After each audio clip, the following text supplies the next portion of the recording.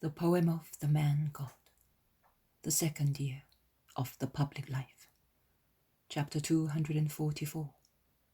Jesus at Nazareth. 6th of August, 1945. The first place where Jesus stops in Nazareth is the house of Alphaeus. He is about to enter the kitchen garden where he meets Mary of Alphaeus, who is going to the fountain carrying 2 copper amphoras.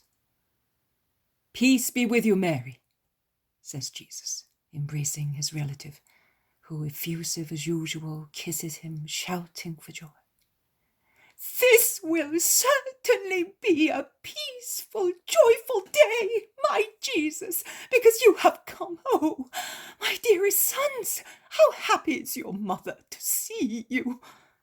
And she kisses her big boys who are behind Jesus. "You are staying with me today, are you not? I have just lit the oven for the bread, and I was going to the fountain because I do not want to interrupt its baking." "Mother, we will go," says her sons, taking the amphoras. "How kind they are, aren't they, Jesus?"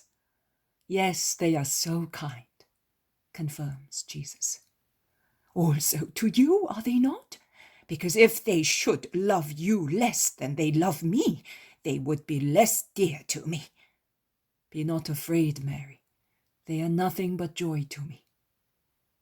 "Are you alone? Mary went away so suddenly. I would have come too." "She was with a woman, a disciple?" "Yes, Martha's sister." "Oh, blessed be God! I have prayed so much for that. Where is she?" "There she is. She is arriving with my mother, Martha, and Susanna." The women, in fact, have just turned the corner, followed by the apostles.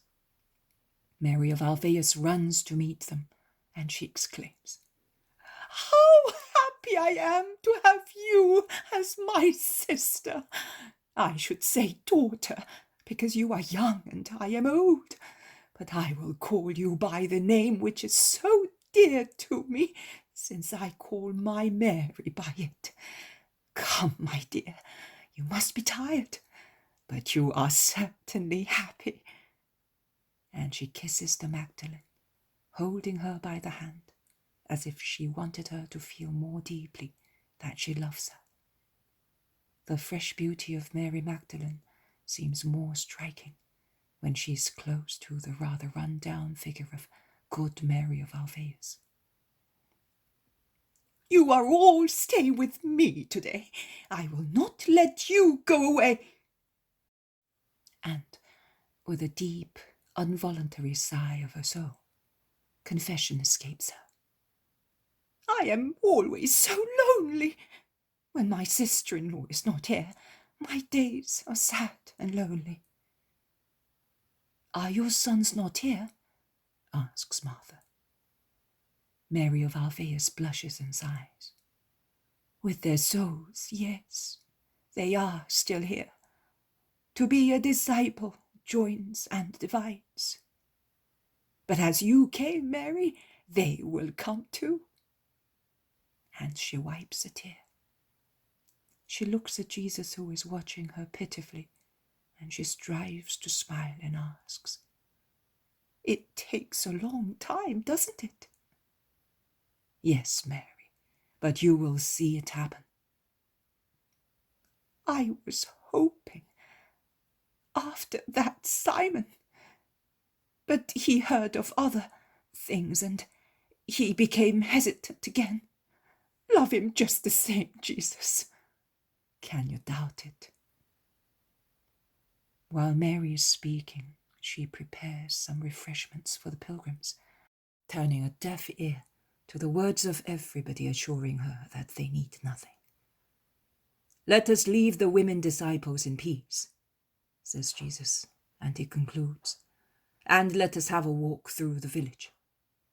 "Are you going away? The other sons may come." "I am staying all day tomorrow, so we will be together. I am now going to see my friends. Peace to you, women. Goodbye, Mother.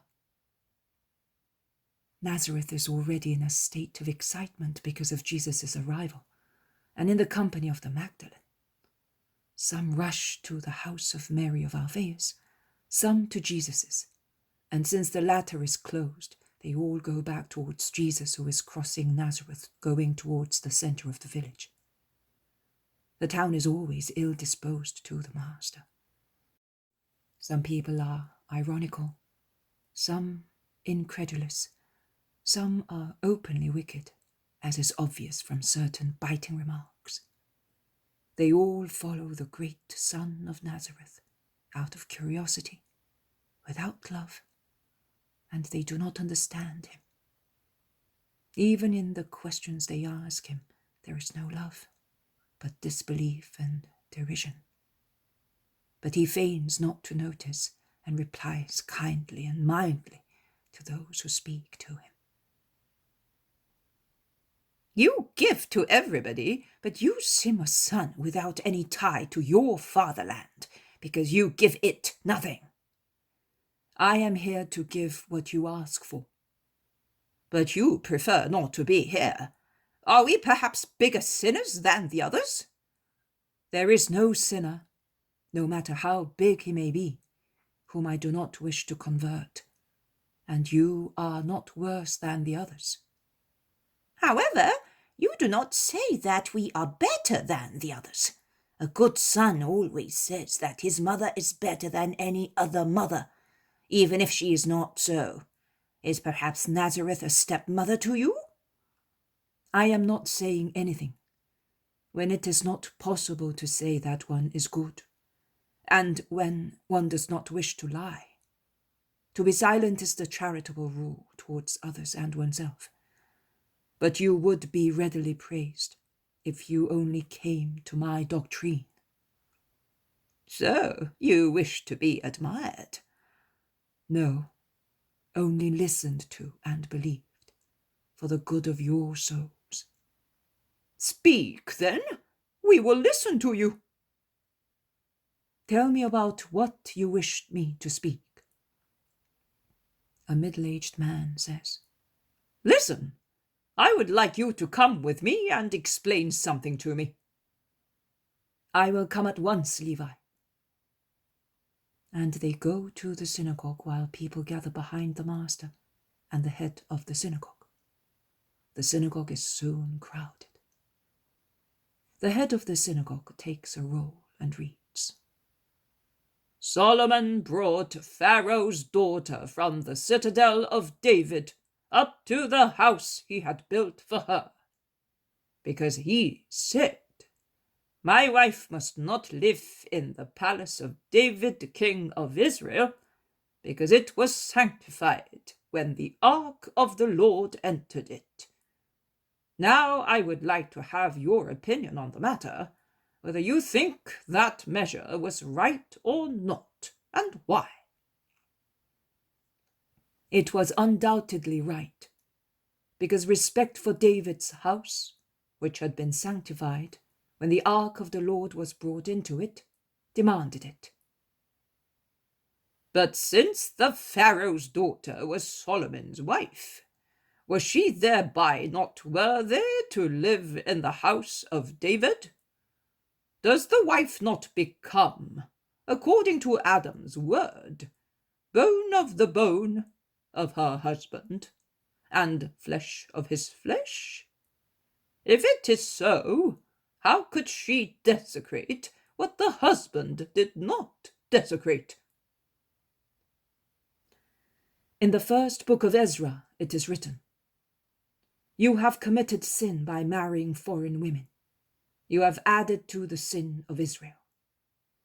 And one of the causes of Solomon's idolatry was his marriages with foreign women. God had said, Foreign women will lead your hearts astray to the extent of making you follow foreign gods. We are aware of the consequences. But he was not led astray because he had married the Pharaoh's daughter. In fact, he wisely judged that she was not to live in the holy house. God's goodness cannot be measured by our standards. Man, after one fault, does not forgive, although he himself is always guilty. God is not inexorable after a first fault, but he does not allow man to persist with impunity in the same sin. He therefore does not punish man the first time he falls. He then speaks to his heart, but he punishes when his goodness does not serve to convert, but is mistaken for weakness by man. He then inflicts punishment, because God is not to be derided. Although bone of his bone and flesh of his flesh, the Pharaoh's daughter had laid the first germs of corruption in the heart of the wise king. And you know that the disease breaks out not when there is only one germ in the blood, but when the blood is corrupt with many germs that have multiplied from the first one. Man's fall into sin always begins with an apparently innocuous laxity. Then compliance with evil increases. Then one becomes accustomed to conscience compromises and to neglecting one's duties and obedience to God. And thus, by degrees, man falls into grave sins, even of idolatry in the case of Solomon, who thus provoked a schism, the consequences of which are still lasting. So you say that it is necessary to be extremely careful and to have the greatest respect for holy things? Most certainly. Now, explain also this to me. You say that you are the Word of God. Is it true? I am. He sent me to bring the gospel to all men on the earth and to redeem them from all their sins.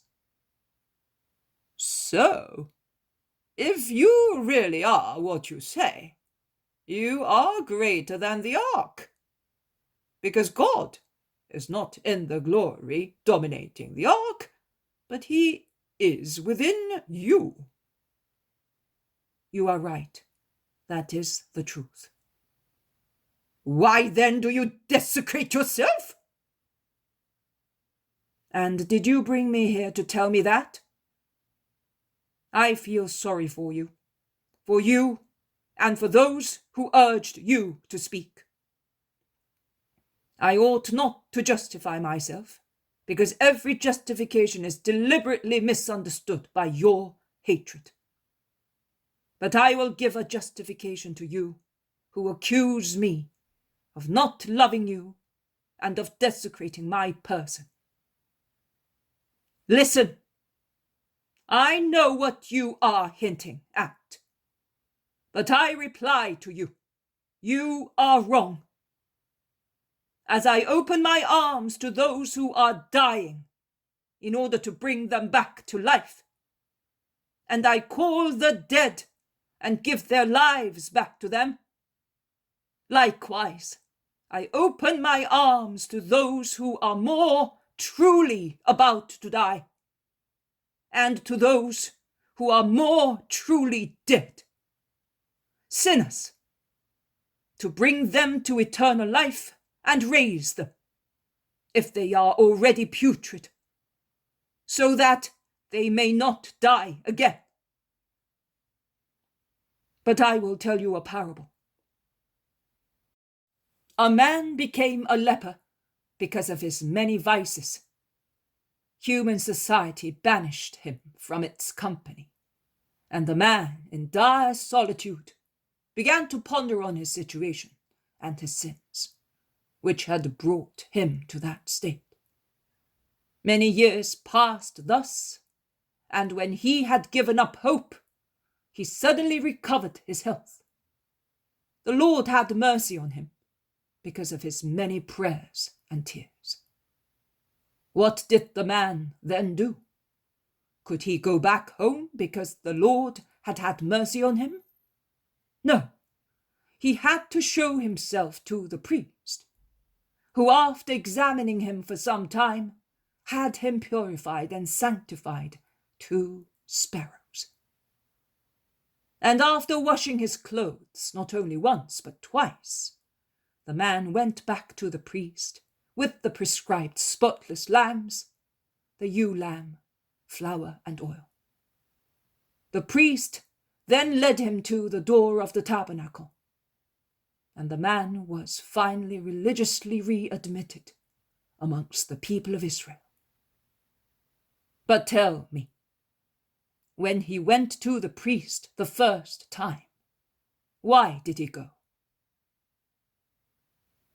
To be purified the first time, and thus be able to go through the great purification which would readmit him amongst the holy people.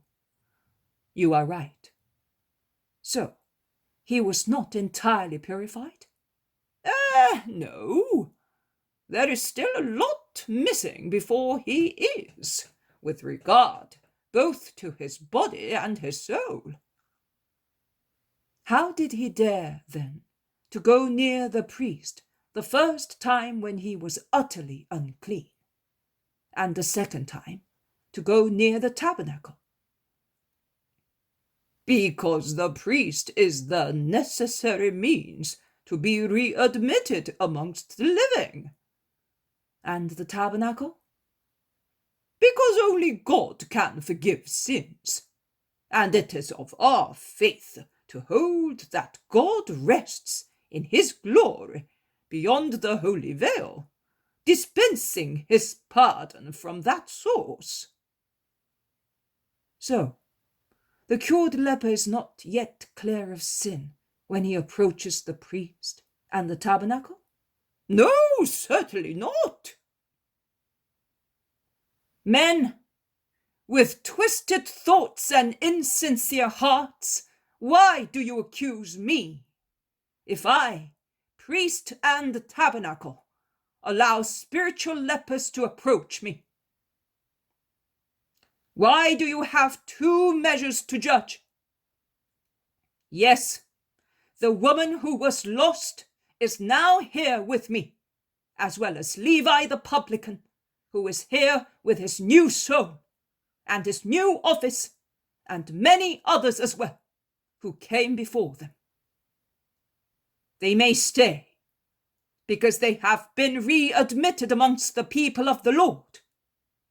They were brought to me by the will of God, who has given me the power to judge and absolve, to cure and raise people from the dead. There would be desecration if they persisted in their idolatry, as Pharaoh's daughter did. But there is no desecration, because they have embraced the doctrine that I brought to the earth, and through it they have risen to the grace of the Lord. Men of Nazareth, who lay snares for me, as you do not think that it is possible that the true wisdom and justice of the word of the Father are in me. I say to you, imitate sinners. They truly surpass you in coming to the truth. And I also say to you, do not have recourse to mean snares to oppose me. Do not do that. Ask, and I will give you the vital word, as I give it to everyone who comes to me. Receive me as a son of this land of ours. I bear you no grudge. My hands are full of caresses, and my heart of the desire to teach you and make you happy. I am so anxious to please you that if you wish so, I will spend the Sabbath with you, teaching you the new law. There is a conflict of opinions amongst the crowd, but curiosity or love prevails, and many shout. Yes, We will be here tomorrow and listen to you.